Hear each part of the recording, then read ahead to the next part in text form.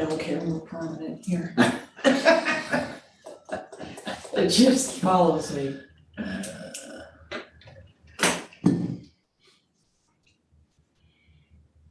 Okay.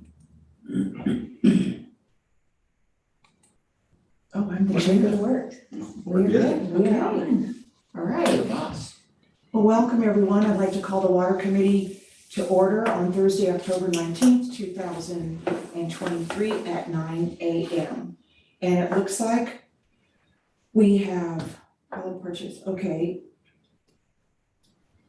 I guess I'll read that part. Okay. During the committee meeting, members of the public who wish to provide public comment will be invited to do so by the committee chair. Members of the public who are physically present will be called first. Members of the public who are not present and wish to provide remote public comment via Zoom may use the raise hand feature on their computer or press 9 if participating by phone. Committee meetings are not required to be broadcast over Zoom. The district is providing this option as a convenience to the public. If the district expresses technical difficulties and the transmission goes down, the meeting will continue in person as scheduled. Okay, so with that, is there any member of the public on the phone that has their little hand raised? Not this time. Okay, thank you. Well, then we'll close the public comment, and of course they can join in here when we get into the discussion. Okay, with that, Melissa, will you please read the item number 1? Okay, review of water capacity and connection fees.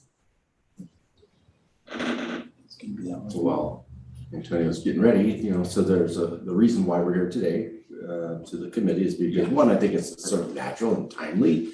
There's been a number of different discussions around capacity fees, the meaning of capacity fees, the difference between capacity fees and connection fees. And so a couple of directors wanted to see this before the board, and I thought, well, let's take this one and the other one to the sewer committee, to this committee, to sort of give us, Antonio and Eric kind of show us how this works and sort of the bones and the nuts and the bolts, and then if there's any direction from the board after that. So that's why we're here. Good summary, thank you.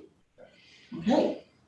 All right, so I pretty much have a PDF here, which is identical to what you guys had in the staff report. I tried to arrange things sort of in a sort of logical order, at least in the order that I sort of see them, but also in an order that I sort of explain them to people. So I'm going to kind of talk to you guys sort of in a similar way that I talk to customers when they have questions about capacity fees, because they often do. So the first item is, this is an excerpt from Government Code Section 66013. This is where, let's see if I can get this, where capacity fees are defined, but also as not only capacity fees, but also connection fees, because there's often kind of confusion between the two. So a capacity fee is basically a fee per customer. It's a one-time fee that they end up paying at the time of connection. It's intended to replace the existing capacity that a person's project uses. So if it's a house, they'll pay a certain fee. If it's a much larger project, these fees will be much higher. And I'll kind of go through a little demonstration at the end how maybe a commercial project might look in terms of capacity fees, how I actually do it with a customer. So the definition here that I want to highlight is water connections or sewer connections impose capacity charges. Those fees and charges shall not exceed the estimated reasonable cost of providing service. Towards the end of this, you'll see in Exhibit E, that's where you start defining what our calculation was for capacity fees, where the reasonable cost was sort of determined by the engineering department. So that's an important, I think, point to capacity fees. Here is literally their definition of it, the state's definition of it.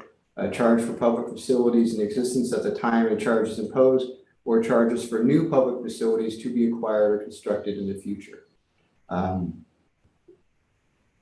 The capacity fee does not include a commodity charge. That means your monthly base rates are not capacity fees. They're very different things. So oftentimes people wonder why we collect both. I try to explain to them, your base rate is for the ongoing operation and maintenance of the facilities. Excuse me, Yeah. Antonio, could you slow down a little bit? Yeah. Okay. There's a lot to go over, so sorry. You guys see your cameras on, just so you know. Did- I have a question, I don't mean to interrupt your talk. So the water connection is actually the hookup fee. Yeah, about ready to get to that right now, right here. Okay. So capacity or fee, apparently there's a difference between what a charge is and a fee is. In this case, when they're saying fee, we take this to mean as the connection fee. And I will get into this in detail as we go along. But what the state is calling it, it's the fee for the physical facilities necessary to make the water connection, meaning water, the actual meter itself, the labor to put the meter in, the meter box, but also means service lateral. So if you have a water main in front of your property, but you don't have the 1-inch line going to your property line or the meter box, then you have to pay to put that in. So when I collect that construction deposit, that's technically a capacity fee, according to state law. So that's a fee that you determine based on the exact circumstances for that new customer. Correct. Yeah. So it's not gonna be the same for every customer. Right. Correct. Antonio, we have a water capacity charge and connection fee. Right. Yes. Okay, and you just said a capacity fee. Yeah. Okay. Yeah, I think Yeah. you just may have, we do this all the time, which is probably why you guys were like, "We need some clarification on this." Just as a cheat sheet for you. The connection fee is physical, physical. Hookup, Hookup, Meter. pipes, valves, connections. labor. Yes, labor, exactly, and materials. The capacity charge is not. So fee physical, that's how I Mhm. think about it, but we often kind of say, sometimes we say capacity fee. It should be capacity charge, connection fee. Yeah. To me, that it's the capacity that's the more important part of the capacity charge term. And I kind of say things a little more streamlined with people because it gets really, you start to lose your breath after a while. Say capacity charge and connection fees and so when I speak with people, I do streamline it, have one term for everything they're paying for. Because in the end, it's the check that they really want to know about. And so, but I'm trying to make the distinction here because this is what, these are legal terms, Yeah, I got a question. Yes, sir. So, I think it was Barbara said that, or Dawn said that each one of those fees, either the fee or the charge, changes depending on where they're at and what that is. So which one is it? Is it the connection fee or the capacity charge that can change? The physical. The Yeah. physical. The physical. So how are we going to?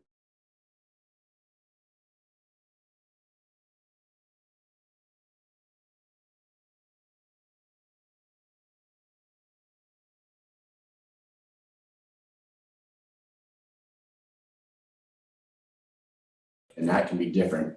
that's a really good Depending on- point. Yeah. asphalt. Yeah, If far you're digging side. through the road, the far side of the road, the short side of the road, Right. how much backfill material, can Yeah. you use the piercing tool? And Antonio collects a deposit, but it's actual cost. Our crews track their time, they track the materials they use, Antonio tabulates all that, works with, and so they end up depositing an amount and sometimes we return whatever's unused, but it's the actual cost. See, this is good because what it is demonstrating from being in charge of the ratepayers' purse and the increase that everybody had is that you guys are assessing the job and charging all things considered, at least I hope you are, the increase of stuff, and we'll get into that. I don't want to jump the gun here, but We are. I'm just letting you know that's what we're looking for because we don't have the Antonio shoes. We look at it a little differently. There's a lot of effort, a lot of discussion about making sure people are charged right in these cases. Yeah, it's definitely a very thorough process, involves a lot of different people in the warehouse, finance, myself, construction people. So it's definitely something we're always trying to get the cost covered, but also be fair. You know, and that's why we do it mainly time and material, because that's the only way you can be fair. Again, they're highlighting when it comes to the connection fee, estimated reasonable cost of labor and materials for installation. You know, we have to be reasonable in what we charge people, and here is more information. The rest of this excerpt from the Public Resources Code has to do with, we're supposed to track where these funds are going, and I can show you on at the end of this. We have special codes for water supply capacity, for water storage, and then Finance Department tracks those, and Travis does that, and they end up in specific accounts, need to be spent in a specific way. So I'll show you that towards the end. One more question, Antonio. Yes, sir. So connection fees, I get that, that makes sense. A capacity charge, will that change from area to area? Or is it the same if you hook somebody up in Sonora and you hook somebody up in Cedar Ridge or Rosa Hills? If I remember in our definition, it's they're the same. They're the same. Except for in certain cases where some places are exempt from a specific capacity charge because the developer constructed it. So if there's, I think the West Side subdivision, for example, in Tuolumne City, if I remember right, is exempt from supplying or treatment and storage because it was constructed by the developer. So if I remember right, I think that's the case.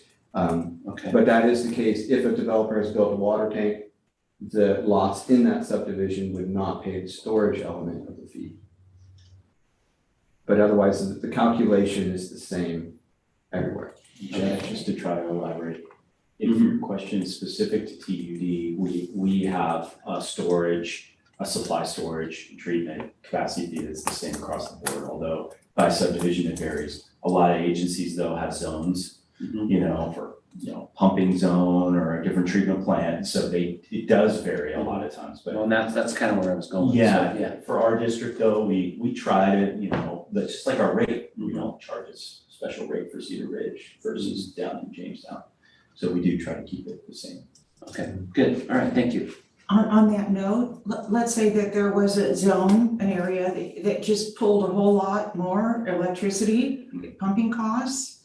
You just sort of amortize that over the whole district? That's an operational expense, so that would be covered in the rates. Like, so, capacity is different than the rates which fund the operating expenses. So if they were pumping a lot, then our O&M expense, our electricity bill would be higher, and our rates would cover that. In terms of zones for capacity, it is, okay, there might be a big pump station, hypothetically, for a certain agency. They might have a big pump station over on that side of town that feeds the west side of town. And that pump station costs $20 million to build. Well, the people on the east side shouldn't pay a capacity charge necessarily to fund the construction of a pump station on the west side. So they look at, you know, some agencies, might answer your question. Yeah, now I'm following, because I was hoping we would get in the weeds. Yeah, in our district though, Continue. we try to spread this out, you know, and we were trying to consolidate too. So as we consolidate, we're gonna see that it's easier to have that connection between have the capacity fee represent the facilities that are used by everyone in the district. Okay, so one more question, just while we're on water capacity charge. It says a charge for public facilities in existence. That's what it says up there. A charge for public facilities in existence, the top yellow. Yes. Number 3. What does that mean? So the existing water storage tank I always use the water storage tank because it's the easiest for people to understand. That Mhm. you're using, that tank has been designed to serve a certain number of people and has a certain cost to it, right? Whatever the tank size may be. But it can only serve, let's just say it's 1,000 people. Well, you divide the cost of that tank by 1,000 people, the number of people it can serve. The So, cost of maintaining the tank, no, for constructing it, even though it's already constructed. right? And. So you're buying into that tank, so you're buying your little share of it, even though it's already, you're doing the same thing a lot of people do, where I have to educate them because somebody had to pay that at some point. Yeah, And so even though the tank exists, you're paying so that another tank can be built, maybe that tank can be replaced, or a larger tank can be constructed somewhere else in the system. But at some point, everyone has to, in the beginning, pay for their share of the existing facilities. So whether they exist or not. as if it was brand new. Right. Correct, that's a key thing. That's. But is it valued at the 1992 price, the pay No. buy-in, or is it valued at today's market value? Yeah. Days. Yeah, and we'll get to that. Oh, okay, all right. Yeah, I think as we go along, it'll probably make more sense, maybe. Yeah. But your questions are exactly what I deal with a lot of people. Very few people go, oh, yes, I'll write the check, no problem. They want to know why. Right. And so I explain it and go through the exact same process. There's some math. One more math question, and this is I just need to get it right in my mind. You said, in your example, you said that tank supplies water for 1,000 people. Now, did you mean 1,000 people population, or did you mean 1,000 connections? Connections, but honestly, I totally made up 1,000. I know you did, Yeah. I know you did, but I just wanted to, What's the Yeah, unit? what your train of thought was on Yeah, that, so. it's the number of homes typically is our the fees are based upon the number of homes. Okay, Yes, all right. that bars. That's way out in the weeds, I know, but.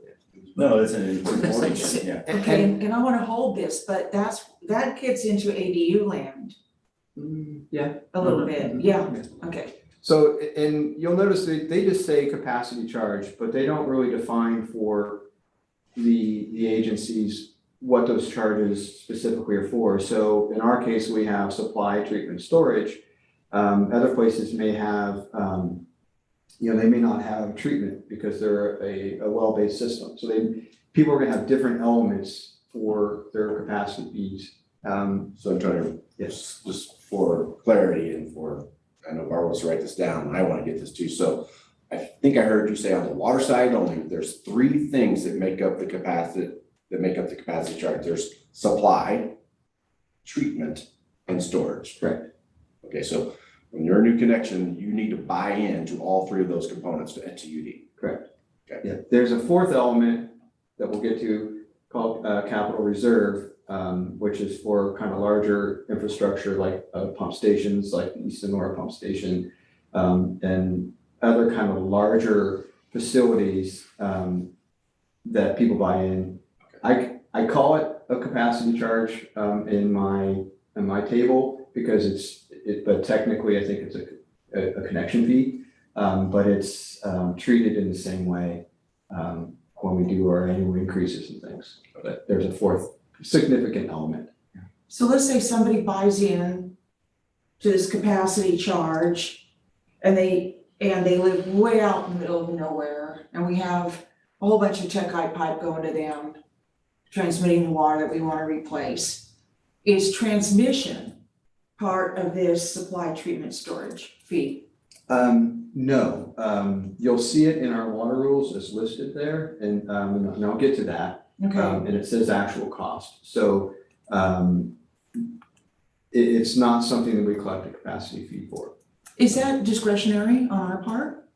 I don't know, we never have, I think part of it has to do with fire flow. The pipelines are so large that to accommodate fire flow that it really is never, there isn't really a domestic capacity issue with it, but I don't know if that's the reason why. I think it's in your jurisdiction too, but I think the way in which to equitably calculate it's really difficult. And to Antonio's point, most of the pipelines, the capacity is determined by fire flow. And so adding one more ESFR to it, it isn't really reducing the capacity of the pipeline. Can it meet fire flow requirements? So we currently don't collect anything for distribution. The developer, if they want to build something outside town, the developer has to front the entire cost to build a pipeline to get the water to That's one type of thing. But yet we are responsible for providing fire flow, for water. We are responsible for that. We aren't responsible legally to do that, but we do it. And the pipelines, when we put new pipelines in, they are sized for fire flow. Right, so, and I also, I'm aware that's always your bottom line share, when you present the pipe size. You always end it with, well, this will provide fire flow, and I Right. don't feel like we're really legitimizing that service that we are providing. We're making the developer pay for it, but at any rate, I think it's interesting that we do not calculate, even for pipe replacement, that comes under CIP, and yet, to me, transmission into these areas after the one time, here's the keys to the pipe, you know, the developer built, here you go, have fun. I just am looking at that as something that if it's discretionary, it's something that the board can look at more. We do charge, they do pay a capacity fee that is associated with fire protection in the storage capacity fee. So the storage capacity fee in the tank for a single family home includes a cost for the fire storage volume in that tank. So if it's 180,000 gallons or it's 60,000 gallons and there's, let's just say it's 60,000 gallons and there's 1,000 connections that can be served off that tank, then we're taking $6, 60,000 or, you know, it's $60, excuse me, adding it into the storage capacity fee. So we are collecting something to store the fire flow, but on the pipeline side, we don't charge capacity fee for that. And how many miles of pipe do we have? Well, 320-ish. Yeah, 320, 370. And we're not charging transmission.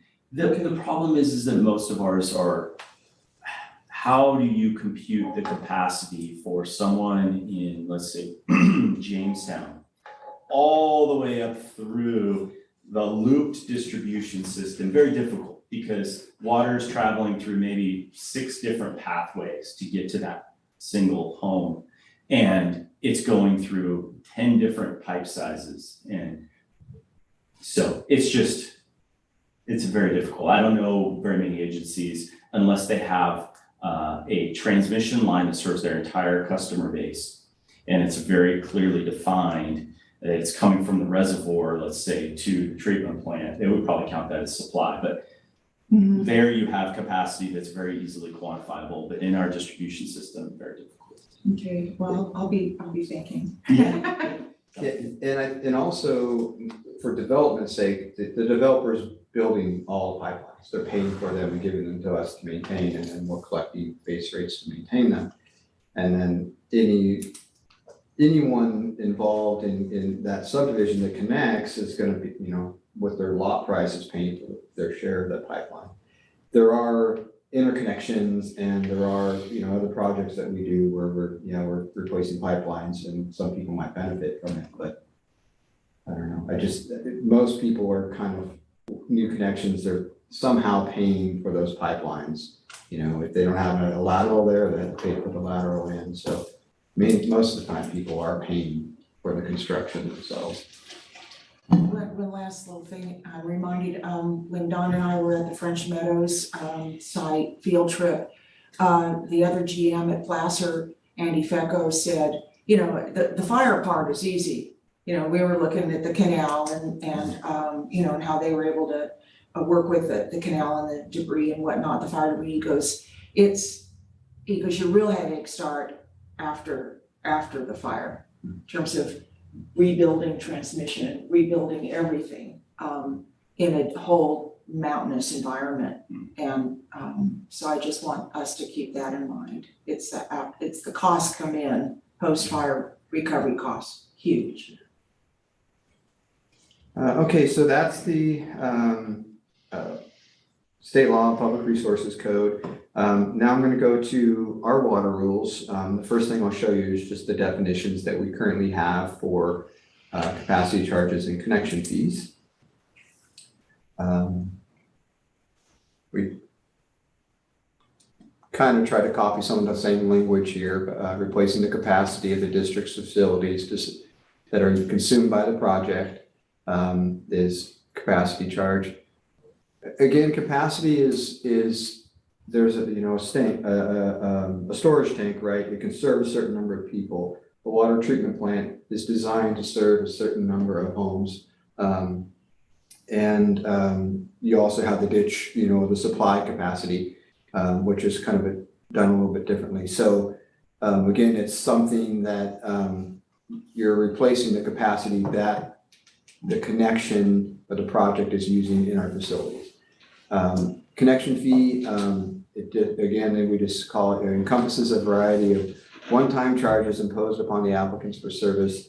It includes, and not limited to, the physical connection to the district system, meter set charges. It also includes an administrative fee, which I'll get to. They say capacity charge here. I think this is probably something that needs to be changed because it may technically be confusing. Yeah, it is confusing.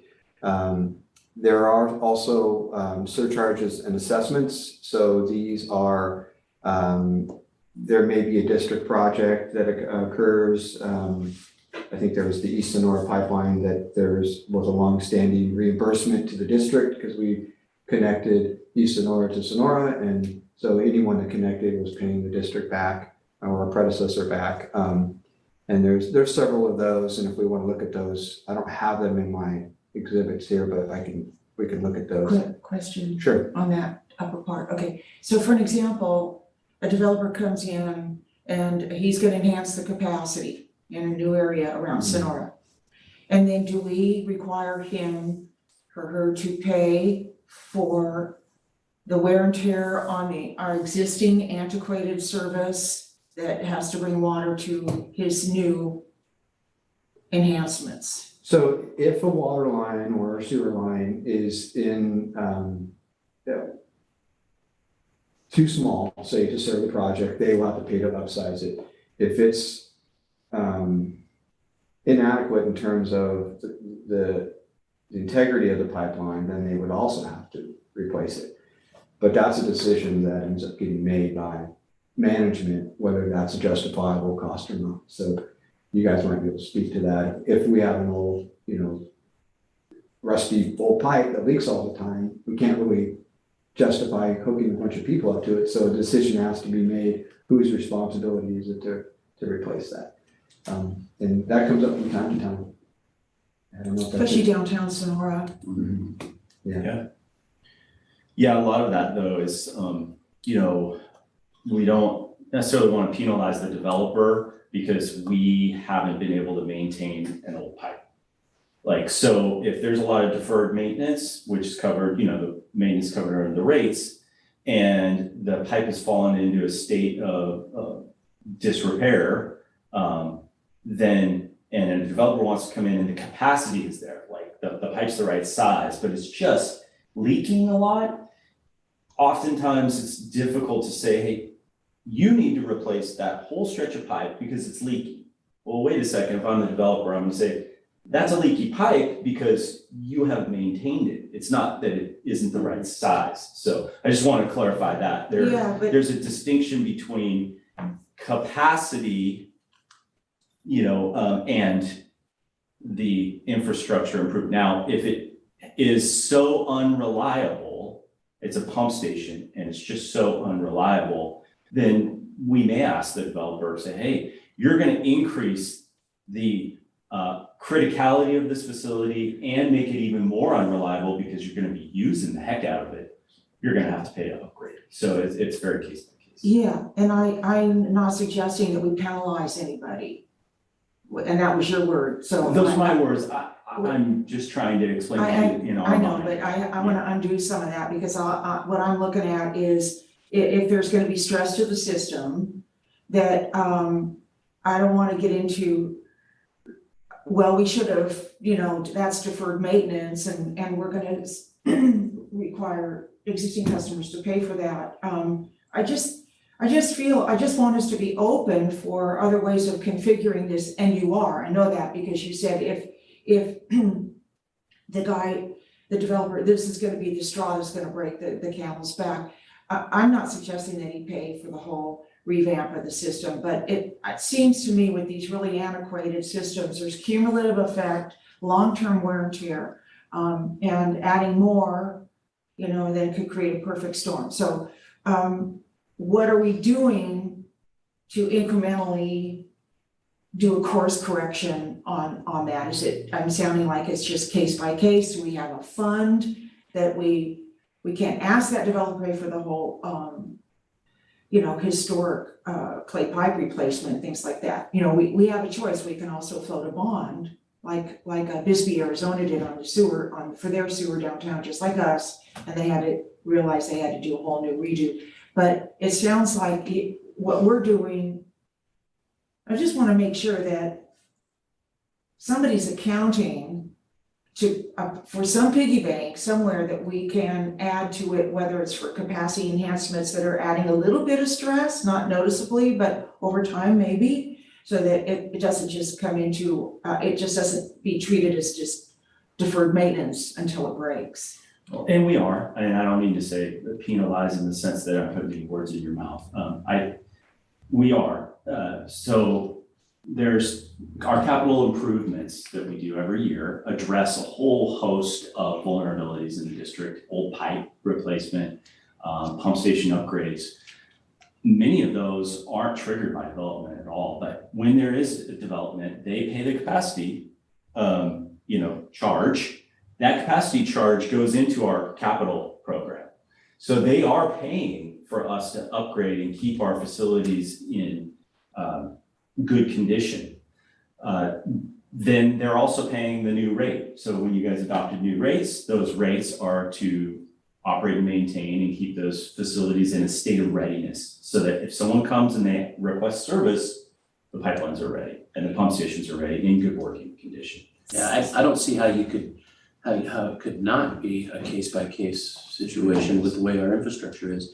I mean, we're not Modesto where, you got a nice footprint and everything's condensed and closed in. And I mean, it's just what you said earlier about Jamestown and charging them to send water out to Cedar Ridge or somewhere else like that.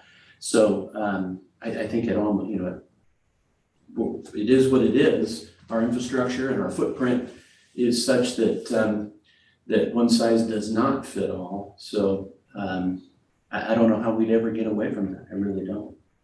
It's challenging. We try to be fair, but a lot of times we look for an opportunity to say, hey, not only is this facility not that reliable, hey, if you did an interconnection over here, you wouldn't have to necessarily upsize this pipe, and the district will benefit from looping, from more water system reliability. We look at ways in which the developer may be able to satisfy their obligation to the district, but we get some other benefit from it. So we get infrastructure replacement, or we get a loop, or we get a new pressure reducing station, or we get ways that provide our operators more flexibility.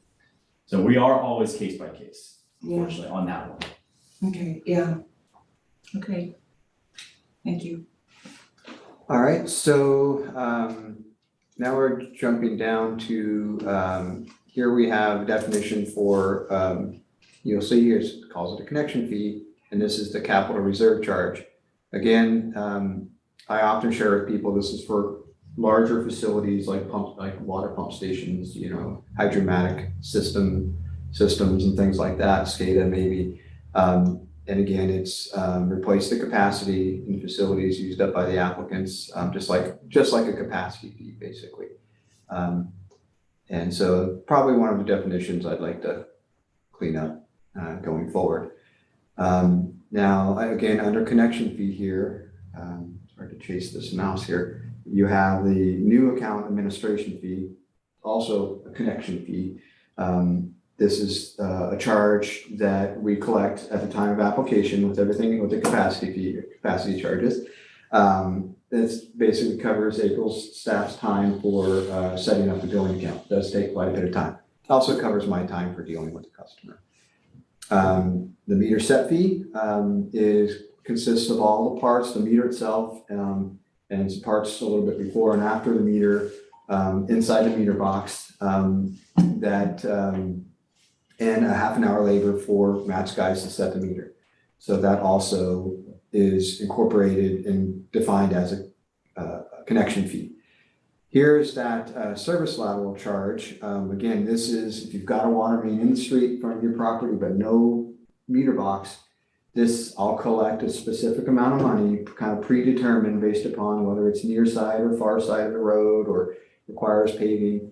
I collect a deposit for this, and we do the project and bill time material. So that also is a connection fee. And if you have to relocate the line or upsize it, it would be the same thing. So this is basically these are the developer reimbursements. So if a developer does do a water main extension past a bunch of properties that didn't previously have a water main and they connect to that water main, they would pay the developer back a proportional share based upon their acreage. I don't want to get too into this, but those developer and district reimbursements are considered connection fees. And those would be case by case as well. Yes, Yeah. yep. I have two different binders up at the Sure. counter, and that where we track all of those. So now here we get into kind of a little more description of what capacity charges are and what they're for. And I want to kind of breeze through this a little bit because I think really, the end is where we really start understanding what our capacity fees are and what they're based on. Again, the fair share, the cost of the burden to provide the essential components of the water service infrastructure. There's some other stuff in here that I don't want to get too much into about some pre-existing capacity, like in developments and things like that. In a subdivision, you'll find the developer may have prepaid a portion of the capacity fees for water supply, treatment, storage. It's historically is the way it's always been done. They prepaid that in order to record their map. They couldn't build a single lot until they paid all the supply, treatment, storage capacity for all the lots. So in a subdivision, the fee is much lower. I don't want to get too in depth in that unless you guys want to talk about that because that's a whole nother animal. So I find it interesting that transmission's right in there. Supply, treatment, storage, and transmission has been provided by the district. Capacity shall be charged to reimburse the district for its previous investment in the infrastructure.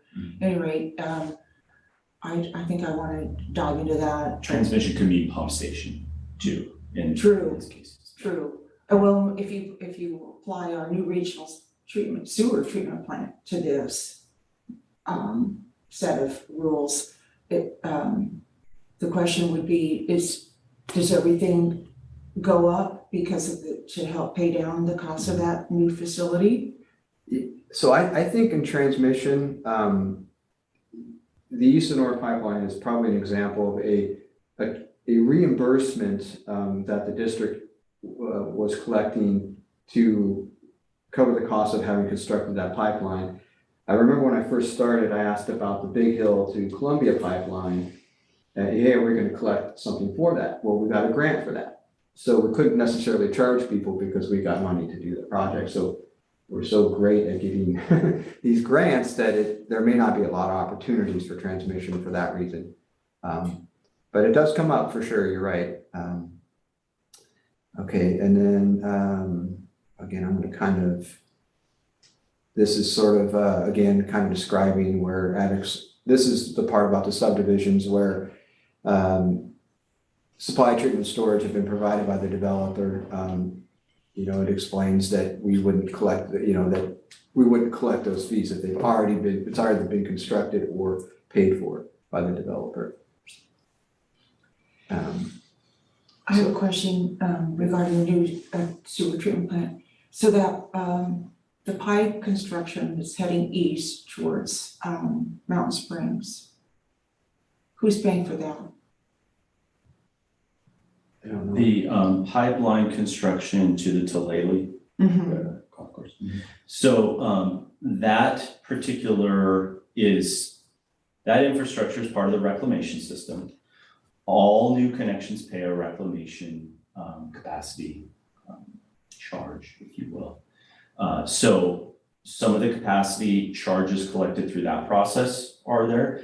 And then in addition, some of our own rate revenue would pay for that project. And the reason that our rate revenue pays for that is because it supports existing operations for existing customers. We have a need for more land disposal area today to serve our current customers. So rates also help fund that project. Yeah.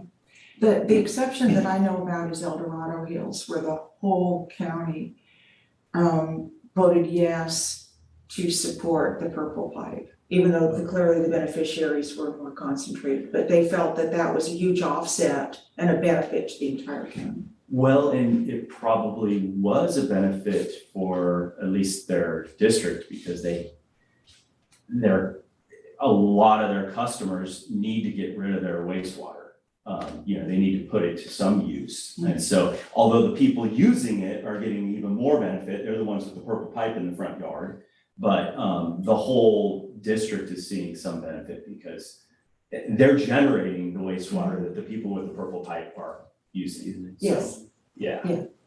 And ours is similar to that too. I mean, everyone's paying, someone in Twain Harte pays the reclamation capacity charge for TED because their wastewater, although it has to go all the way through our transmission system, I know we're talking wastewater, to our plant, it gets disposed of, maybe on Mountain Springs or maybe on Lake, I should say.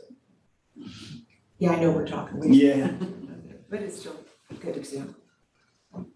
All right, so there definitely is in our water rules, there's a redundancy, right? You have your definitions and then here it's almost like it's redefining supply, treatment, storage again. It does add a little bit more information that the supply should be computed on the estimated average annual water demand per single family residence. So there is some redundancy in what we're doing here, but I'm just showing you everything that I know of that pertains to our capacity fees or charges. And so a treatment's based upon a little bit different, the max daily flow, storage has a little different formula. Here's where the transmission, this charge will be the actual cost of construction or reimbursement prior, or share of prior construction cost. So what they're saying with transmission here is that, again, if we construct a pipeline at our expense, people will pay us their share of the cost if they connect to it, or reimbursement would also go to a developer potentially.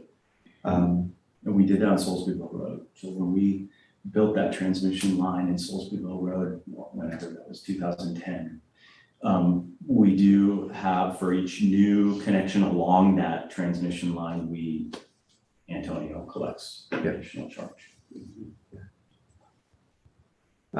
Change of use, I highlighted that just because it is kind of it does come up. So if you have an existing project and say it's you have a commercial project and you had a small little antique shop there, but then you converted that into where an antique shop is going to have very little water and sewer use, and you convert that into a restaurant, you will pay capacity fees for the increased use. So if you're 3 times a single family residence, you're going to be paying 2 ESFR more. So, Excuse me, does that include then ADUs? Is that another? yeah, the ADU would basically be, Change the- well, I would call more an ADU it's just a new connection really, because the way we approach it is just a second residence. In the end, we are treating ADUs as like we always have, really. There's a little bit different parameters as far as square footage, but you could also call them a change of use, but I just look at them as a new connection. Yeah, it could be, let's say, a large house with a big family and everybody's gone and they want to convert a part of it to an ADU. It's really not going to pull any more on the system. All right, so here we have, these are, I didn't put that in there. Okay, so ignore that. that was gonna list the various reimbursements, district and developer reimbursements, but I don't have that exhibit in here. Let's go to the next thing. Okay, so now we're getting to exhibit B, which the exhibits are sort of a little nice little package of information on fees and charges, basically, kind of all in one place. And when was this updated?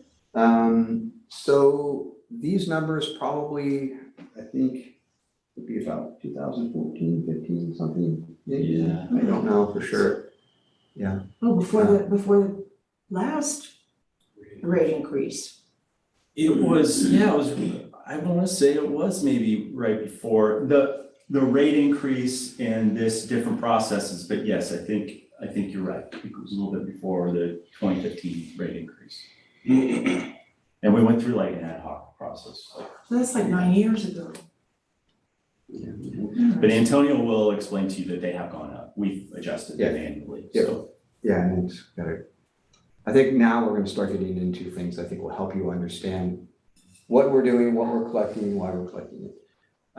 Okay, so here's the administrative fee that we talked about earlier. It's $240. This number has been updated many times through, we'll get to it, there's a cost of living adjustment that's made every year. So capital reserve at the beginning of that was at $985. Here's a much better definition that it talks about pumping facilities here, control systems. So capital reserve is being collected for these kinds of purposes. In a way, looks like it's even being collected for transmission, distribution. So then capacity charges, this is where we'll get into the supply, treatment and storage. Again, this number won't coincide with what you're going to see because this was when we started, well, I'll get to it. But this is kind of a definition and kind of way that these numbers are being derived. Trying to read this here. Kind of describes a little bit about how the supply element of the capacity charge is utilized for coming up with the raw water ditch connection capacity charges, which we'll get into a little bit too. Treatment, it's just referring to these exhibits, which we'll get to in a little bit, which the exhibits are very complicated, but are the meat and potatoes of how your capacity fees have been calculated. This is very, very important. So when in 14 or 15, whenever this was updated, we included basically a cost of living increase for capacity fees. So every year, Eric and I review them and they get adjusted on July 1st. They're capped at 3.5%. We put this all together, Don reviews it and approves it, and then I update my fee amounts at the counter and in the applications. Question, Yes. does this just show up as an agendized item that the general manager reports to the board on? Actually, I feel like we do. I don't know if it's agendized. I feel like, I don't know. We I really write a don't know. memo to Dawn, Antonio does, and it says recommended increase the capacity fees, and Dawn approves it and it gets implemented. I don't think it's ever agendized. Is it? We might mention it, like through staff report, but I don't think it's been agendized historically. This is, as a director, things like that are really important to edify to the public on record that we do this. I don't think the public really knows that we assign a cost of living to these increases. They just think what they want to think. So, I mean, this stuff really is important to me because information mitigates rumors. Yeah, you know how Steve does the end of the year housekeeping reports on the 66103 every year? I think we should do the same thing at the end of every fiscal year, or whenever, July, I In guess. July is when, yeah. Beginning of the next fiscal year, it's the housekeeping. I think it would be valuable. Antonio does send out letters notifying all of our subscriber agencies, the Tribe, Twain Harte, Jamestown, all of they, because they collect capacity fees on our behalf. So they get notified that they have to raise theirs to match ours. Yeah, I think this is awesome. and it is in the water rules and regulations, so I don't think it needs to be board approved. I mean, it's in, Right. it said, it is what it is, it says what it is, and you approve it. But I agree with Barbara, it'd be nice to have a little report on it. Yeah, a little housekeeping, Mhm. yeah, I Yeah. think so. Yeah, and again, yeah, not to approve, Yeah, but we don't need but that. to edify Right. that we're being as fair and public and transparent as we can. I know you guys deal with this every day, but a lot of this is like, oh, okay, because I'm looking for stuff that just distinguishes you from me, you know, and it's hard to find. So it sounds like Melissa's already got it. Got it. So we'll take care of it. Thank you. And we can do that like at the next, one of the next board meetings for this past year.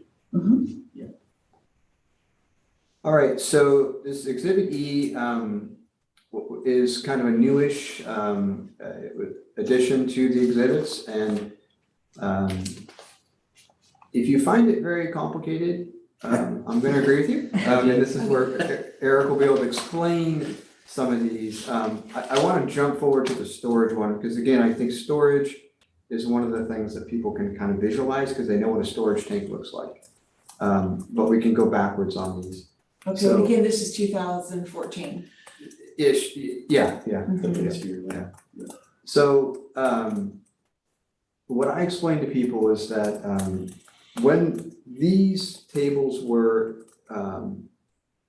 developed, the engineering department, when if I'm misspeaking, or if you wanna just do this, I don't mind, I like to explain it my way, because I think I do it a little, I've got it in a way where I explain to people who have no idea what I'm saying, and so I try to simplify. So, I'm not offended. yeah, so they, Ladies' turns. the engineers, they went to the effort of, you know, they kind of have an idea, and they did this in coordination with operations, and they're always working together, defining what the standards are gonna be for the district, right? So there's a certain size tank that was at the time preferable. They went to the detail of like, should this be our standard, should the supply capacity charge be based upon a welded tank or a bolted tank, right? There's differences, and there's there's benefits to them in the long term, one over the other.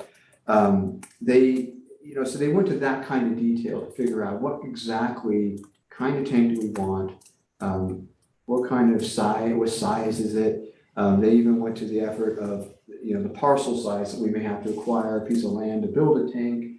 When we got appraisals for land like that, it was, you know, we considered, oh, they're a little bit better land because they're up on top of the hill where everyone wants to live. A lot of detail went into all of these in order to come up with a cost for the tank. And the costs are based upon similar projects that we've taken. And then from there, they figured out, okay, this is what the average tank, ideal tank for the district is gonna look like. Here's the number, this is what it costs. This is the number of people it can serve. That's your storage capacity charge. It's essentially what they did. They did the same thing for treatment and the same thing for supply. And beyond that, I'm a little bit out of my element on this, Eric. And so, I don't know if you want to talk about the. Well, if you don't mind, just go to the tank and I don't wanna bore you guys, so you tell me that at any time, and I'll stop. It basically, Barbara, I think you mentioned this at the beginning of the meeting, is like, it's the charge, the capacity charge is intended to capture the cost of the capacity an equivalent single-family residence is consuming. And in the case of storage, if you use 264 gallons per day as an average household, then we need to have in that tank 264 gallons every day of water. We need to treat it, but we need to store it. It needs to be there for you, because you might not take Demand. Yeah, on demand. Plus, we need to have a little bit of fire storage, because your house could catch on fire and we would need 500 gallons a minute for 2 hours, 60,000 gallons. boom, right there. So we are trying to quantify the value of that, but the key here is that it's the value in today's dollars. So that tank may have been built 20 years ago at a cost of, 5 cents a gallon. But today it costs, or whatever, today we know it costs much more than that. So we're capturing, the capacity charge captures what the value is in today's dollars, which is really, really important, which is why we need to continue to update these. Because if we collect a charge for you today that was based on the capital expense 20 years ago, this district will never be able to replace the capacity you just consumed. So that's key. And the way we tried to do it was, and it's imperfect, I'll admit, and none of this is perfect, but first we was like, theoretically, if we needed to build a new tank because your house wanted to receive service, we're not gonna build a small 264 gallon tank. That's not cost effective. Our standard size is 500,000. We had to assume something. We have a lot of tanks that are a lot smaller than that. It's not really the economy of scale you start to see at about 500,000 gallons. So we assumed, okay, this tank's gonna be 500,000 gallons. It's gonna take, theoretically on a perfect site that's flat with 0 lot lines, it takes 0.115 acres. Well, we know that's not the case. We need to have access road. We need to have a perimeter road around the tank. We need to, there's going to be grading. So we had to make some assumptions there, and we rounded up to 0.5 acre. So, and that's not bad. That's about right. To get a 500,000 gallon tank, we would want about 0.5 acre.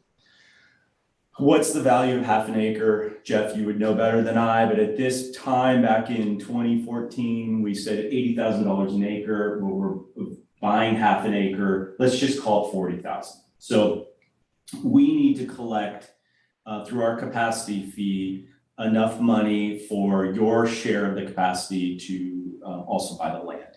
We calculated that out to be based on the number of households that can be served with a 500,000 gallon tank to be 8 cents a gallon. So of that storage capacity fee, 8 cents of it per gallon. So 8 cents times 265, right? Or 264. So $21 of your storage capacity fee is for land acquisition. Does that make sense? Yeah, that was good. And what you guys have done enough level of detail and looked at all the tanks and this and that, so that this is an average Yes. charge. Next slide. That's exactly right. So then we said, okay, this is an average charge because every tank's a little different. Where it is, like the site work, the grading, Back to our footprint again. Yeah, exactly. So we said, what is our historical cost here? Because up here in the foothills, things are different than in the valley. And these were actual project costs, capitalized value that we got from the finance department, because the capitalized value includes all the engineering and environmental and everything, and the size. And so we computed a capitalized value per gallon in that column there. And you see it ranges from like 53 cents a gallon up to $1.42, if I'm seeing that. Yep. And then what we did was we took a present value of that, because these were all built at different times. And we would update this, if this methodology was acceptable to everyone, we would update it with more projects. We've done a lot more current projects. But anyway, the average cost per gallon capitalized was $1.24. Then we filtered it by size of tank. As you see, those few tanks that are over 1 million or less than 1 million gallons, it's slightly higher, $1.38, because you're just not getting the economy of scale. Conversely, if it's a large tank, you're seeing it at $1.06. We decided that we're going to narrow our focus down to a 500,000 gallon tank on average. And so we looked at those data points that were between 400 and 600,000 gallons, and we came up with $1.36 per gallon. That's for the tank construction. You add the 8 cents from the land acquisition, and there you have essentially the basis for that. So you're talking $1.44. And that $1.44 would be times 264 gallons per day would be $380. But, Antonio, is there another slide on this? There's probably a few more, so. Yeah. There's your $1.44. Okay.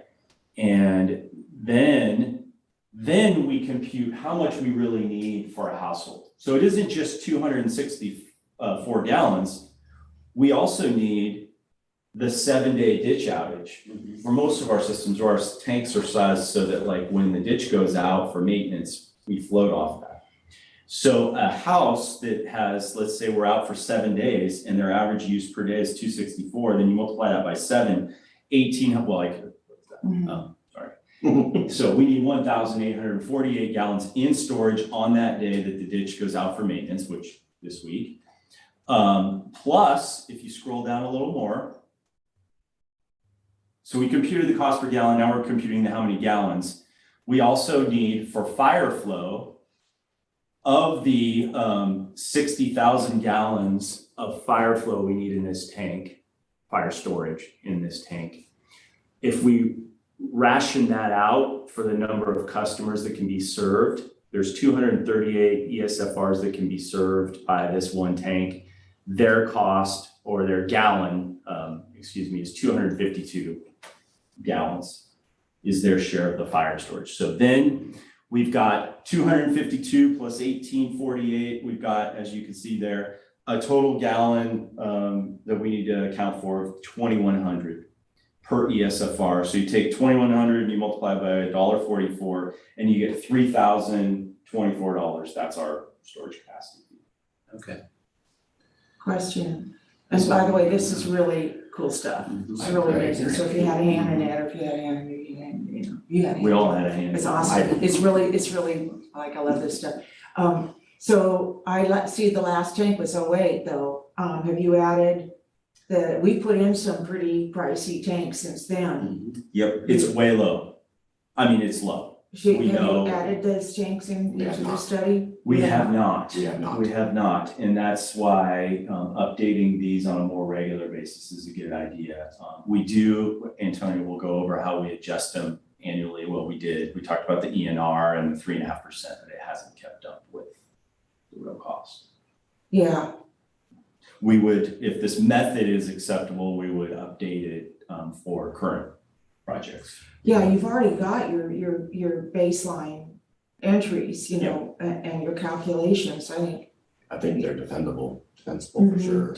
Same process for treatment, same process for the method, the idea is the same. First, compute how much per gallon it costs, and then compute how many gallons of capacity we need to have reserved. In the case of treatment, it's flow rate.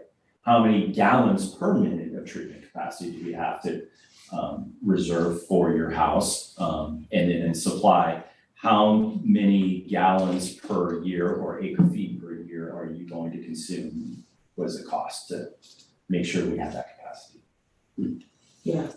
I think if we made it a priority to put in the new tanks between 08 and now, because those were not cheap, because then I think it would reflect to the customer that's coming in, the real cost of delivery. And so that, I know it's easy just to kind of keep going and, you know, okay, this is our formula and this is gonna hold, but I think I would like to see it recalculated because it's not cheap to live here and this is a reason. Yeah. And we have tanks that now are sort of workhorses because we've looped and then they have more range and so all that could be factored in. Yep. Yeah. What do you call this? Flow, what do you call this? This is in full transparency. All of these calculations are in the back of the water rules and regulations as exhibit B or E. Thanks. Exhibit E of the water rules. Okay, And, you know, oftentimes people, again, aren't familiar with capacity charges and anything that the fees and just how to connect. And, you know, sometimes they're like, well, you could just make it up. And I go to this and say, this definitely is not just a lot of thought. It wasn't just one person doing it, the Yeah. department did it as a group. So it's definitely a lot of consideration in coming up with Exhibit E for sure. Yeah, and that's a good point, because as I'm sure you see it every day, people probably do think we just throw an arbitrary number out there, and Mhm. clearly we don't. Mhm. And it is well thought out. And Antonio, you got a tough job explaining it Mhm. to someone who's not involved in this stuff every day, like all of you are, and try to make it understandable. Right. And if you rewind, to the first slide, it talks about the state says these things need to reflect the reasonable cost of construction, right? And then people's reasonable share. And that's what Exhibit E is doing, is trying to define that and make it clear how we're coming up with that. Yeah, I would imagine at the end of the day, when you're done explaining it, they probably still don't like it, but at least they understand it and know why it is what it is. So I'll go ahead and keep going forward unless anyone wants me to go back on. I think I've got one more question for Eric and Sure. Antonio. This methodology that you very clearly articulated made me understand it. I know you did this before, but this methodology, I can tell you, I feel like it's very defensible, but is it a standard that's industry wide? I know there's a number of ways where you can slice up a pie and at the end you have the same pie, right? Just how you slice it up. But I mean, is this the AWWA standards or anything like that, or? I wish I could, so I think it's very defensible, Jesse's reviewed it. But I don't think there is a one size fits all approach there are AWWA guidance, but so many agencies have like debt service baked in. It's like, hey, well, do you collect that as part of the capacity charge? Because the full cost of the facility is the principal and all the interest over the 30-year term, let's say if it's a 30-year loan. So we don't get into that because most of our capital has been pay as you go. I'm trying to answer your question. But so I think other agencies may have even more elaborate schemes on ways they do that. They also have bonds, and they have certain districts where they may be improvement districts where some of it's paid through the capacity charge process. But in our case, and actually big, huge developments may have financing things that enter into this. We don't. Ours is actually pretty straightforward in that sense. But yeah, I think it's very defensible, Don. Yeah. Can I ask a question? That brings up a question, just dawned on me just now. And it has to do with surcharges. Like I'm a customer TED for water, and I'm part of the old Matt Dillon system, which has a surcharge. So if there's a new connection in that area, so what I'm hearing you say then is there's no back charge for that debt service for somebody new coming into what was the old Matt Dillon system. In that case, there is. Yeah. Oh, there We got is? smart Okay. on that one. Okay, all right. Yeah. We're getting there. Okay, and I'm glad I asked the question then. So then somebody who built a house or was on a well and now wants to come on the TUD system, they do pay a little bit of some back interest or back debt In service. that area. They In that basically pay, there's two different surcharges. One's 36.14, the other one's like 22.64 or something like that. I will go back to the time that surcharge was established and multiply it by the number of months. Oh, really? So it's pretty substantial. Wow. Yeah, that would be Well, sustainable. the idea too was that, people are just gonna disconnect. And then come back sometime in the future and go, I just want to reconnect now. Well, no, everybody else has been paying this. You're gonna need to come back up to current, Well, as a repair out there, I agree with Oh, that. yeah. That's a great example. I use that, I wouldn't want to surcharge either, myself. And I use that though as an example of why we need to be doing this, because if we don't do this, and things, we get trouble and we go into receivership and then, so it's a result of people not making these tough decisions, you know? So it's one of those teachable moments, probably, I guess you'd say. One quick question on the Matt Dillon, do we have updated language that prohibits people that wanna, decide, well, I don't want TUD anymore, I wanna drill a well, to prevent drilling a well, or is that still a vulnerability? The district's current water rules, basically disallow disconnection of service. Except for two situations. One is you're formally redeveloping your project and you no longer need the water service. So for example, you have, for some reason you have an acre where you had 2 modular homes and they've dilapidated. Someone buys it, tears them out, formally builds one big house in the middle of it. Then you can disconnect that service. It has to be approved by all the department heads, or probably more likely be a commercial project where maybe you had several different things, types of units there, and you build one large structure and you want to get rid of a few accounts. So it's basically formal redevelopment when you no longer clear, like permitted redevelopment, not just, hey, I got rid of that house, I don't want to pay on it anymore. You have to get the demo permit, because then that way it's tracked that you can never build a house without a new permit. So by redevelopment, it's formal permitted redevelopment. The other option is it hasn't been utilized for 10 years. So there's an account that's been there and they've been paying on it and they've never used it.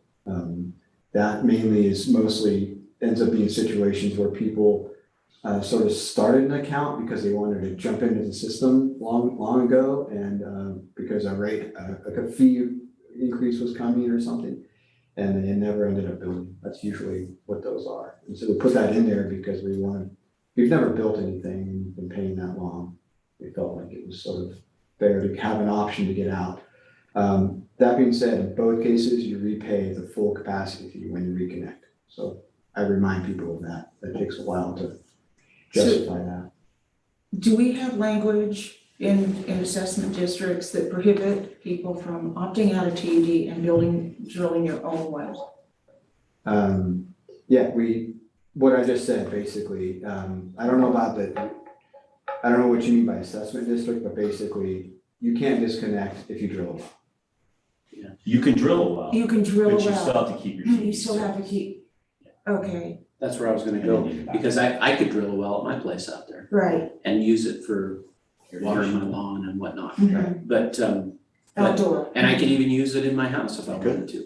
Yeah. But I can't disconnect from TUD and quit paying those fees without, you guys wouldn't let me You do that. wouldn't let you, it'd Yeah. have to be those circumstances. And even if you did, and 10 years down the road, like you said, Antonio, I wanted to come back on, I'd have to pay all that back. Mhm. Yeah. Right. And the concern for us is that, in a subdivision, everyone starts drilling wells and they want to drop off the system. Well, who's paying for it now?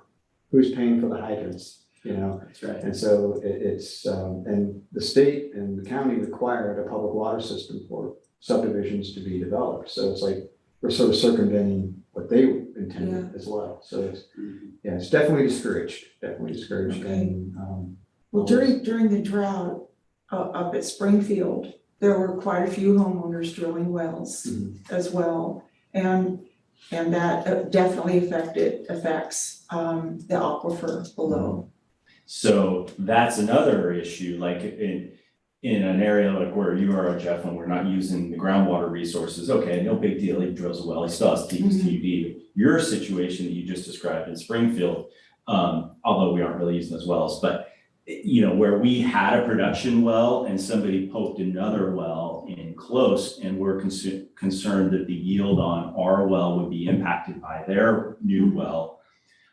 There's a couple of avenues that Antonio can explore. One is sometimes the CCNRs or the conditions of that subdivision don't allow people to drill wells when the subdivision was founded. Antonio can speak to that and research that. But then there's new legislation from the governor that came out like a year ago that requires if a new well is within, how many, 500 feet? I think it's 500, yeah. 500 feet of a municipality's production well, that they have to do a well impact study.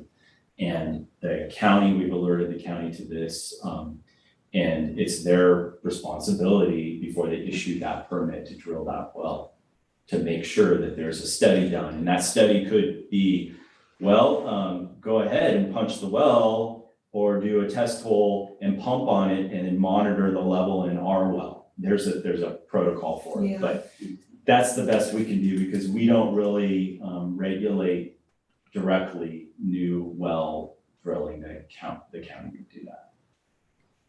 Yeah, I'll have to go back and look at some really the older language for that particular subdivision. I think I have some records on that for Springfield in particular because of the previous lawsuits from the ranchers down below on the senior water rights there at the trout farm and how drilling up above affected the spring. So as I recall, once Springfield went to our municipal water, not wells, but I think water service line over there, they were supposed to give up, not drill, or specifically ask TUD permission to drill a well because of the effects in that Artesian Spring area.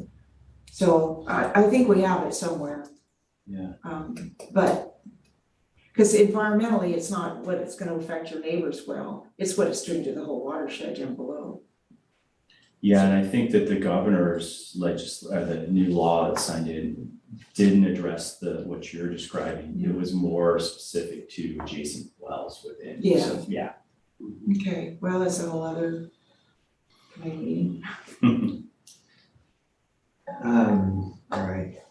Some of those CCNRs and conditions have like a distance too from, I think in Lambert Lakes, there's a certain distance that people can drill a well within the proximity of our wells. So some of them have a distance requirement too.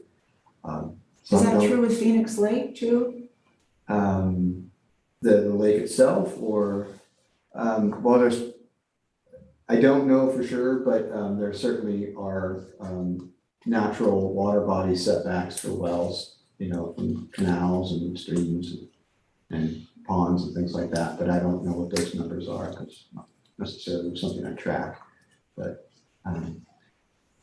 okay, so here is a table that reflects these I call it capacity fee increase up here. The annual increases that we've done, looks like we started in 2016. And at that time, we were at the complete cost for a new connection to water was $6,942. And over each consecutive year, you can kind of see the growth. We were going to add it. Yeah. So I'm sorry about that, Eric. That's all right. Yep. And the current amount that I'm collecting is $86.91. Keep in mind, this includes the admin fee and the meter set fee, which are a total of $750. That's what they're gonna write the check for. Yep, that's exactly what they direct the check for. Yep. For per single family residence, which is based upon an average of 264 gallons a day. It's really hard to do here, down here. So that's what we're currently, most of our fees are based upon the assumption that everyone is using an average of 264 gallons a day. I think there's assumption that that number, when it gets reevaluated, will come down a bit. And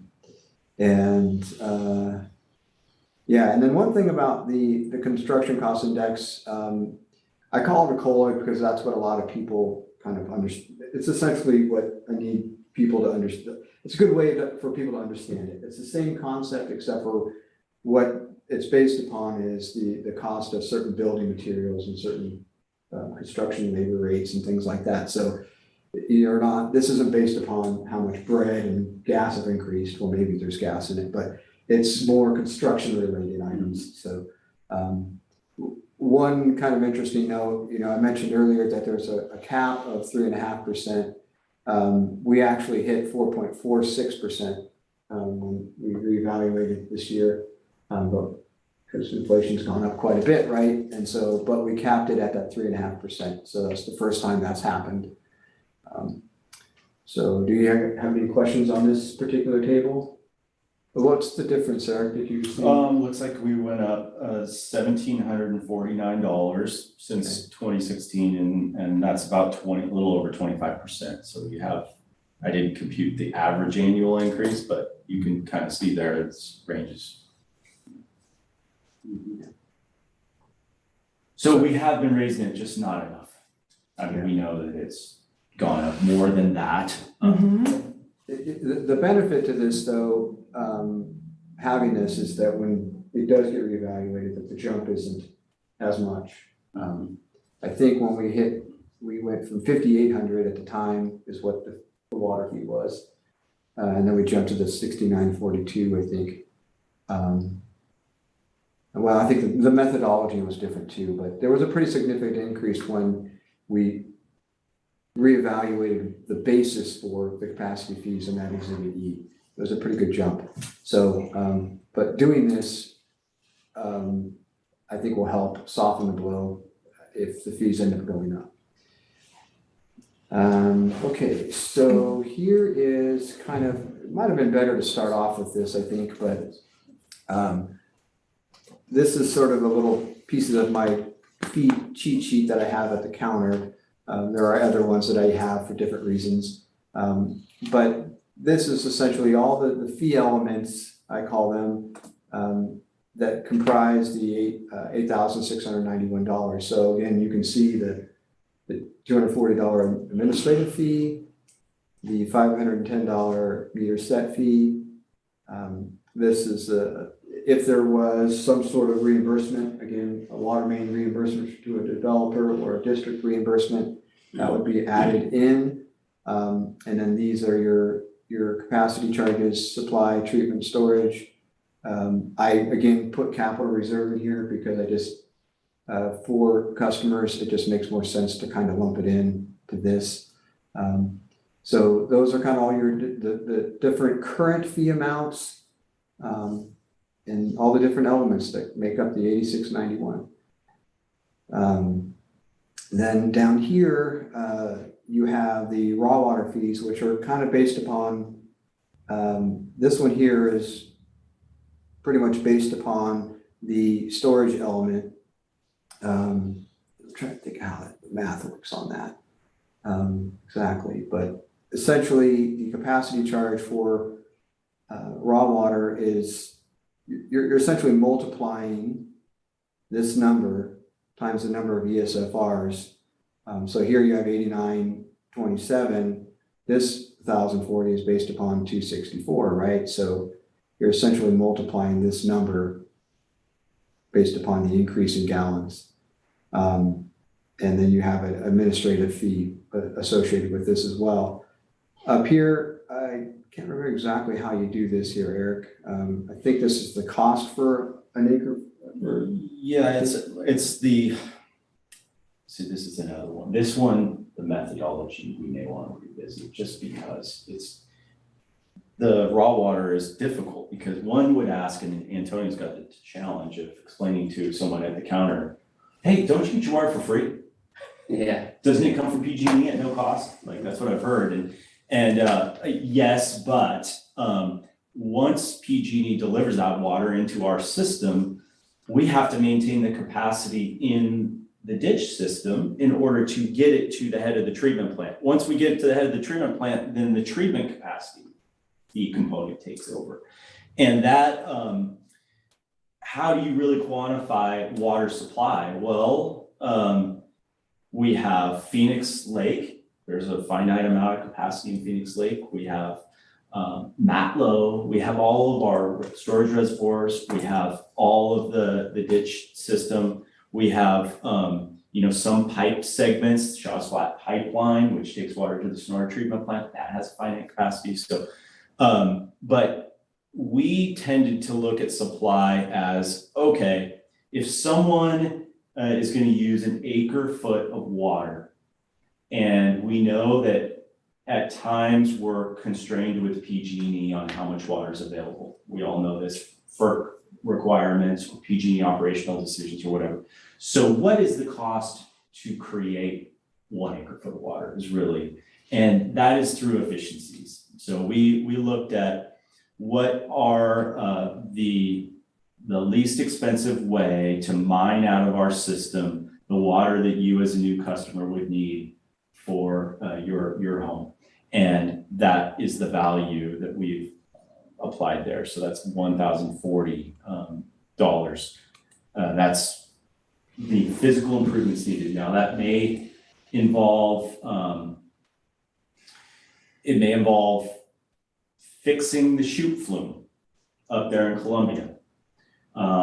Because it leaks like crazy. And one could say, well, that's more of an operational cost, but it could involve doing some ditch improvements. So like below Sonora Water Treatment, what you guys did this year, you know, I mean, we had some pretty significant water loss right below the Sonora Water Treatment Plant for a while. So that's water that then gets held theoretically up in lines that is available to you as a new customer. I'm not sure if I'm making any sense or just talking. No, absolutely. But that one is tough. It's really tough. Quantify. So do I read this right? And thank you, Eric, that the 17,000 is the cost to hook up to raw water? For someone who is not a commercial ag use, yes. So are they paying for all the leaks? Are they paying for what I have a hard time getting my head around is agriculture water, gravity fed throughout the county, really was here first. Okay. And before all the other treatment plants. Okay. And that was the transmission. The ditch is the transmission. It's the mothership. So in my world, everybody should help pay for that. Pay for the mothership transmission. And I would really like to dig into this 17,000 because as we know, the environmental benefit and the non-consumptive benefits of that is greater to our county than the 500 acre feet that evaporate out of Pinecrest a year. And which I feel like the ditch customers are paying for that here too. So I would like to, I mean, I'm looking at a couple of recommendations out of this committee, but I just feel that number, I'd like to dig in at maybe in the ditch committee a little more at that number. And I talked to Don about locating some ranchers up in Placer that are dealing with this same issue. And they are on it as well as looking at what that number's all about. Yeah, happy to dig in. I mean, we've tried to be as equitable as possible and fair in this. And I will say that the unit cost for water supply paid by treated water customers and raw water customers is the same. It's the same because the water being held in lines and being brought down through the ditch system doesn't care if it's going into a treatment plant or into a raw water user. They pay the same. The difference you see here, which is quite large, is just because of the volume. A traditional irrigation user uses so much more water than a domestic user in their house. It's about 17 times. Well, it is 1,000 up above and 17,800 down below. And so they do pay the same unit cost. It's just purely a function of how many gallons. And how do you come up with that 17 times? What? It's the Is there an gallons. easy explanation for that or what? Yeah, you take the 8927. And a traditional irrigation user. Yeah, what is that going on there? Anyway. Yeah, I was trying to do the math with this, the iPad, I don't. So is that a half miner's inch is our typical customer? Yep. Yeah, so that 8927 is based, gallons per day is based on a half miner's inch customer. Okay. Correct me if I'm saying something wrong. No, it's the equivalent of the half miner inch. The way I explain it is it's 8,927 gallons per day over 6 months. Divide that by 2 to get a gallon per day. And then you divide that by that 264. Yep, that's where. By the 264 gallons a day, which is what my home uses, say. And you end up with 16.90 roughly. Basically, the amount of water they're using is equivalent to 17 homes every year. So then you take this 1,040 and multiply By by 17. by 17 or 16.9, you get this 17,570. There's always rounding and things like that. So the basis is exactly the same as it is for treated. It's just that they're using nearly 17 times more water of capacity in order in a raw water service. Or have the right to use, because Or they may have- not be It using might that not be much. using, and capacity doesn't care so much about you maximizing your capacity, it's theoretically how much you would use, and if you choose not to use it, we're still obligated to have the facilities there to Yes, you serve you. So, I mean, I have so many questions, I'm not gonna, we're gonna move it into our second hour here. I remember that during the Sarno era, they, and Maceo, they put this in, they wanted to incentivize agricultural use Up here. and, in my opinion, penalize traditional irrigation. So, meaning that was the previous board did this. Is that you guys' recollection? I agree, I recollect similar, Barbara, that agriculture, they wanted to subsidize that, incentivize that, whatever word you used. I don't think they wanted to penalize traditional irrigation, because the methodology we used outputs that number directly, 17,810. But what they did was they gave about a 90%, well, I don't know what it is, you can do the math there, it's much less, but they gave us tremendous discount for ag. And since the board has jurisdiction to change these whenever, Mm-hmm. and it's not 218, Prop 218 dependent, it doesn't need to have necessarily the nexus and pass a voting test and all that. So they were able to just make it happen. They made it happen, and I really appreciate you saying that. So in the ditch committee, I mean, it's really, the metric is maybe not so reflective of really the reality when you're on the ground using this water. The equivalent of as if it was an indoor use of water, because of the relationship, the property, the aspect, the slope, your flow, what's going on upstream, and the fact that it's raw water, not treated, and you have to wet the ditch, that takes water, everything takes water, you gotta feed the gopher, you gotta feed everybody, and so, I just wanna, hold all my comments until we get into the ditch committee to look at this, but I appreciate what you just said, because I do feel like we have, some latitude here, especially to try to save on our treated water, and it just may mean, hey, we're gonna be using more. Is it as efficient in certain ways, but does it provide all these other benefits that we haven't really talked about, like fire flow, et cetera, then we can update our metric.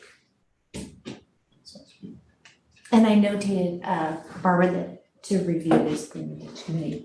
I notated to review this in the ditch committee, in the minutes. That we reviewed it? No, that you would like to review Yes, oh, in the thank ditch you. committee. Okay.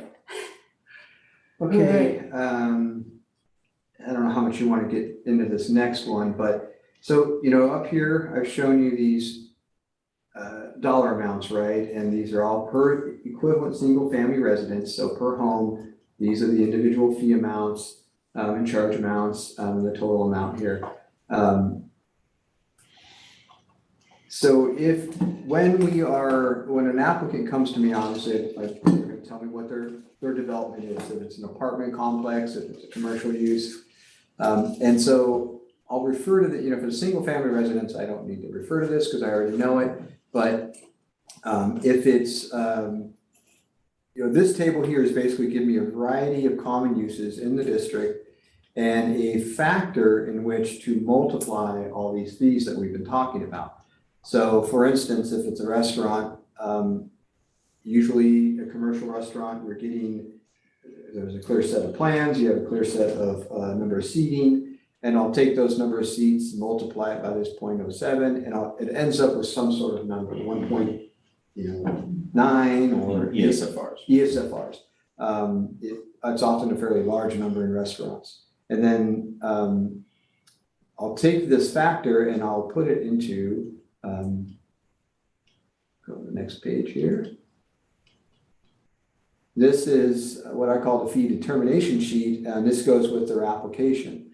And I will enter that factor right here, and this is all sort of automated. And if we want, I can jump over to my spreadsheet because I do have it, but and it creates a new total for me, and it automatically changes here, the factor, the total factor, and multiplies the numbers out and gives me a new total amount for the water fees. Down here we have, I'll just show you the sewer, same kind of concept. This is what a single family residence, when someone's connecting, these are the two fees. If they're getting water and sewer, most connections are paying both of these. This is essentially what the last sheet that I'll give them, and this is what they'll be basing the check that they write to the district, that they submit with their application, so. So a restaurant may be like, it may be 2.2. Right. It won't necessarily be a whole number every time. Quick question, Antonio, and I apologize if you answered this because I got busy looking at the factors here on the different classifications, but where did that usage factor come from? Did we devise that, or did it come from an AWWA publication or It's something been, like that? that particular one has been around in the district for quite some time. I don't know where it originated from. In the wastewater, we have updated it and it looks different, and some of the factors are different. When we have questionable uses, we sometimes refer to that one, the wastewater one, to help us guide and make sure we're, restaurants we kind of already know. So certain uses are pretty well defined, but there are some of them that are kind of questionable, especially because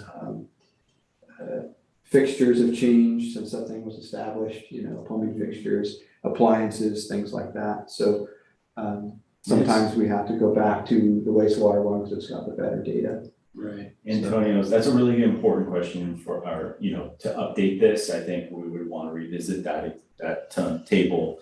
But Antonio spends a lot of time. So let's say bed and breakfast. In a perfect world, we'd have, let's say 10, 15, 20 bed and breakfasts in our service area, and we would audit them. And we would say, okay, what sizes are they? Just like we did with the tanks. We'd say, how much water does an average bed and breakfast use? And that would inform this. But we don't live in a huge service area, and we don't have a sample population for that. So we use some of these published numbers AWWA produces or others produce. And so we would go through this and update that for those that we think we had enough sample population to get a good number. But Antonio spends a lot of time with the customers, especially on the commercial side, really trying to iron out their water use.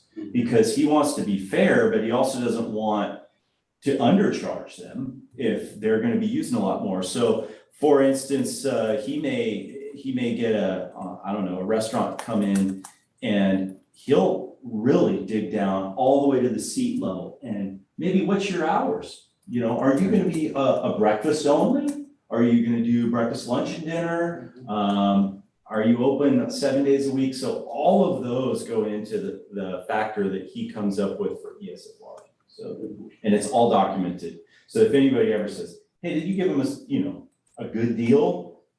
Antonio can pull up his calculation, and we try to put it on the applicant to give us that data, so it isn't us inventing it.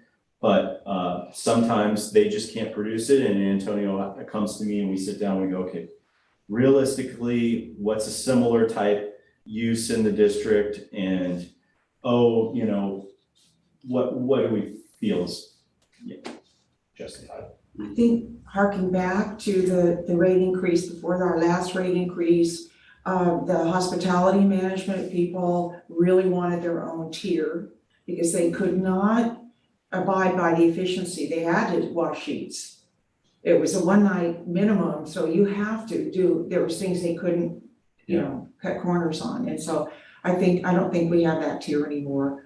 And certainly tiers, those carve outs for those water. What is a users. hotel in your motels, hotels, a quarter of an ESFR per room. So let's, in just round numbers, 264 divided by 4, right? So we're saying that each room's using 66 gallons per day, and that includes the laundry and whatever, the cleaning and everything, the showers and stuff. Not just the customer use. Not just the customer Mhm. use, yeah. So, yeah, Mopping floors, washing Mhm. windows, just everything.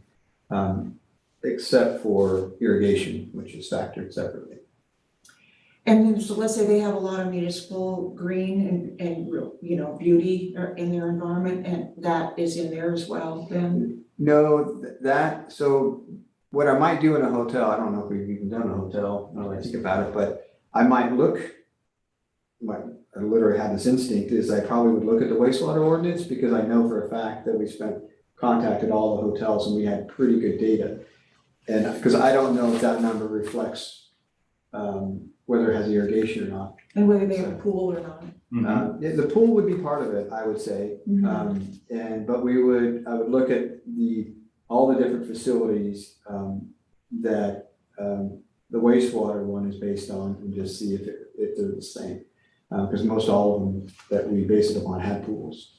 So, But there's a landscape ordinance that requires Antonio to, if they have over 1,000 square feet of landscaped area for a new commercial, they need another landscape meter. So it's a separate, Antonio gets from the landscape architect, ideally, computation of the plant needs and how many gallons per day they'll need, and they pay a separate capacity charge for the landscape portion in the meter, and a separate connection fee, because we have to put another meter box and a separate landscape meter. So we do try to account for that. Wow. yeah, the commercial projects have a very detailed set of landscape plans that they're required to provide. It's usually like, it's not huge, but it's probably 5 to 8 pages.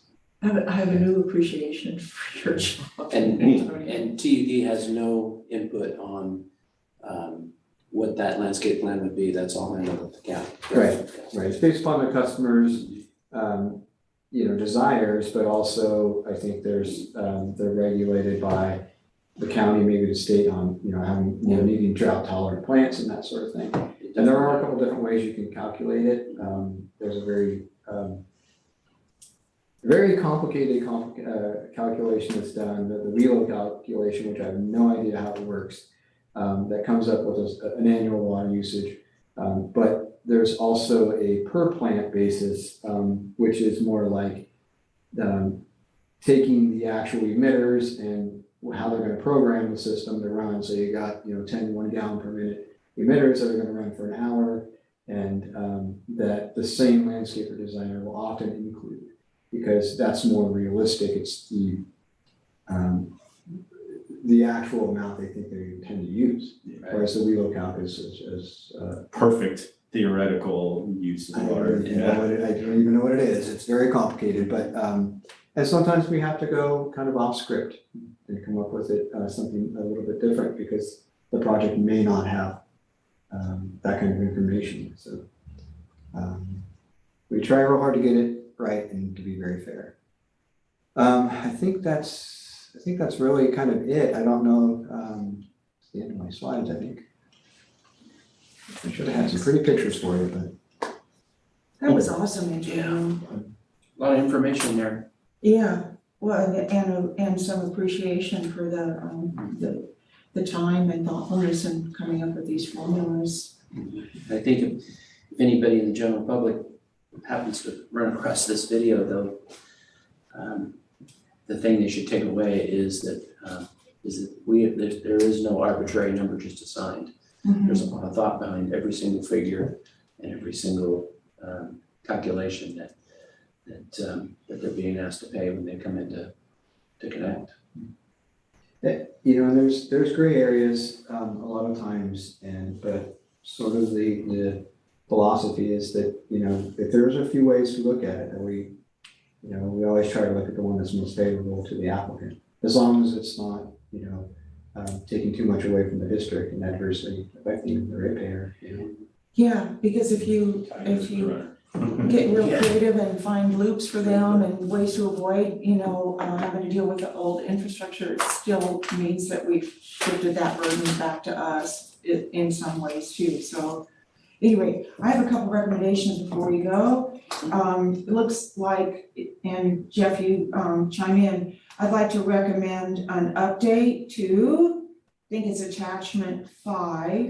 Exhibit E of the water rules and regs, since that one hasn't been, or if it has been revised, the board doesn't know about it since 2014. So at least come forward with how, including more tanks. So update Exhibit E, and I recommend that we update Attachment 5. And I forgot what that was, but it was after Attachment E somewhere. And then for Attachment 6, I think, to discuss that at the ditch committee. What was attachment 5? You wanna look for Attachment 5, Was it the? historical increases? Oh, is that the one with the, There, that yeah, one. the CCI, that's the one, was that the one we were talking about? You want us That, to make a report to the board? yeah, make a report to the board, that one? Yeah. That one? Yeah. Yeah, I agree with that. And I think, Eric, you said that could be bumped up. Oh, yeah, that, Yeah, over that time period, I noted that over that time period, it's been increased 25%. So, which is good because now to get caught up, it's not another 15 or 20%, it's gonna be 5% probably. Yeah, that one's been keeping up. Yeah, for the most part. Mhm. It didn't account for the historic inflation, we just, Well, Currently, did. kind Kinda did. not in total, Right. that's all I can know. Our the cap bid us on that one. Okay, I have all three of those recommendations. For Exhibit E and connection fees, I have those as, do you wanna make those a committee recommendation? Yeah, Okay. that's fine. Okay, Yeah, so I have all If three. you're asking if I agree, I do. Yes, Yeah. okay, perfect. Thank So I you. have all three recommendations already on here. Got it. Perfect. Well, thank you, you guys. This is, That was Killer. really enlightening. Yeah, good meeting. thank you, Oh, good meeting. guys, appreciate it. Okay. Okay, well, with that,